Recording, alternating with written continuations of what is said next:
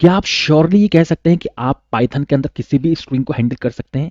क्योंकि जिस community post के अनुसार मेरे को तो बिल्कुल नहीं लगता।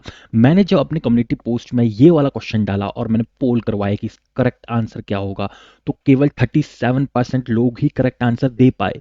यानी कि अभी तक आपको ये जानकारी नहीं है कि स्ट्रिंग प्रॉपरली होती क्या है, इसका इस्तेमाल कैसे किया जाता है। पर कोई बात नहीं, मैं आपको ये ज़रूर बताऊंगा। उससे पहले यदि आप इसका आंसर जानते हैं तो कमेंट बॉक्स में कमेंट ज़रूर कीजिएगा। देखिएगा, सबसे पहले हमने x नाम का एक वेरिएबल डाला जिसके अंदर हमने एक string A B C store की। ये हमारा सबसे पहला भाग है।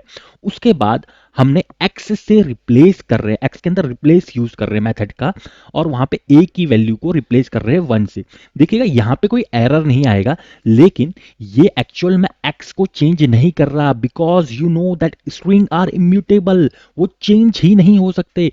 बट इस केस में यहाँ पे कुछ तो क्रिएट हुआ है जिसका वैल्यू होगी 1BC। 1BC करके यहाँ पे आउटपुट मिल जाएगा, लेकिन ये कब मिलेगा? ये x को चेंज नहीं किया इसने।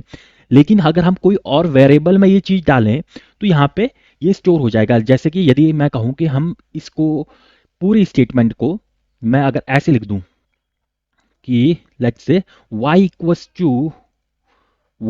टू दिस वन, ठीक, तो ये काम करेगा। तो ये इसकी वैल्यू 1BC करके स्टोर करेगा, अन्यथा ये नहीं करेगा। ओरिजिनल x पे कोई चेंज नहीं होगा, बिकॉज स्ट्रिंग आर इम्यूटेबल। फिर से रिपीट कर रहा हूं।